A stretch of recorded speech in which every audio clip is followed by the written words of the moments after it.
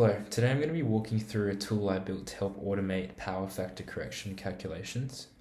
Before I show the tool, I wanted to quickly go over what exactly a power factor is and why in some cases correcting it is extremely important. In AC electrical systems, not all power supplied is actually being used to do meaningful work. This inefficiency is what power factor is used to describe. A power factor is a number between 0 and 1 and is used to tell us how efficiently power is being used.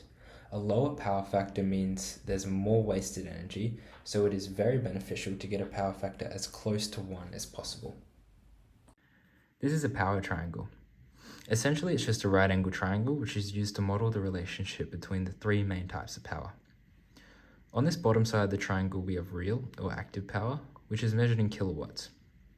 Real or active power is responsible for doing the actual meaningful work within a system, so that could be spinning a motor or lighting a light bulb. On this side of the triangle we have reactive power, which is measured in kVAR, or kilovolt amps reactive. Reactive power doesn't actually do any work, it's sort of just there, and it's due to the presence of inductors or capacitors storing and releasing energy from their magnetic and electrical fields. Last type of power is apparent power, which is measured in kVA, or kilovolt amps.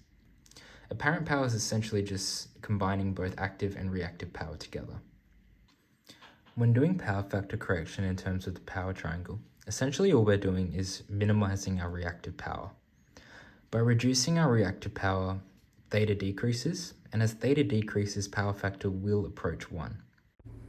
So why exactly do we need to get a power factor as close to 1 as possible? Well, when power factor is low and not close to 1, in other words reactive power is present, you draw more current for the same amount of active power, which is what we actually want. Drawing more current means higher electricity bills, higher losses in the system, higher strain on transformers, and possible penalties from energy providers. Okay, so we know what power factor is and why we want it close to 1, but how do we get it close to 1? To correct a power factor, we add capacitors which supply leading reactive power, which cancels out the lagging reactive power from inductive loads. So essentially the goal is to bring the power factor close to 1 by reaching a reactive power close to 0, so you aren't paying for wasted current. Simple exam style question, where we have to apply a power factor correction to a system with 3 parallel loads. As you can see here, the calculation process is quite long and tedious. I will now do the same calculation using the power factor correction calculator. I have the code for our power factor correction calculator loaded into Visual Studio. As you can see, it's coded in Python and it's around 280 lines. So what I'm going to do is I'm going to apply the values from this previous worked example and we'll compare solutions between my working and the calculator's calculated values. So let's go ahead and run the code. The question gave us a supply voltage of 240 volts and a supply frequency of 50 Hz with 3 parallel loads. The first load was resistive with a real power of 5 kilowatts. The second load was inductive with a reactive power of 8 kVAR and a power factor of 0.9. It's also going to be lagging as it is inductive. Load 3 we have a capacitive load with a reactive power of 3.3 kVA and a power factor of 0.8. It's going to be leading as it is capacitive. We're going to assume ideal conditions and say our desired power factor is 1. So here we have our calculated values. So I found that the total apparent power would be 24.9 kVA.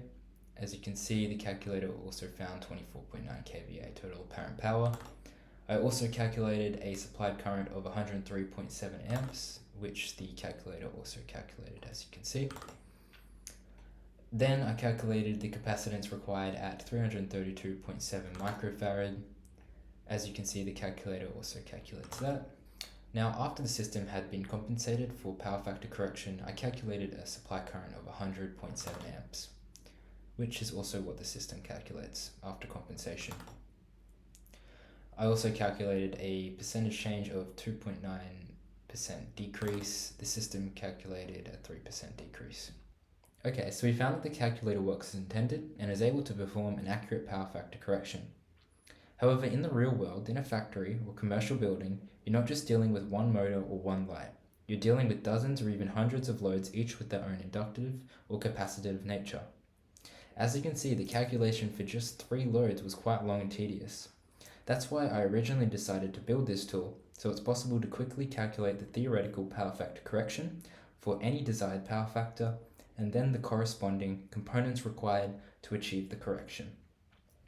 I have left a link to the GitHub repository in the description if you'd like to give the code a try for yourself. Thanks for watching.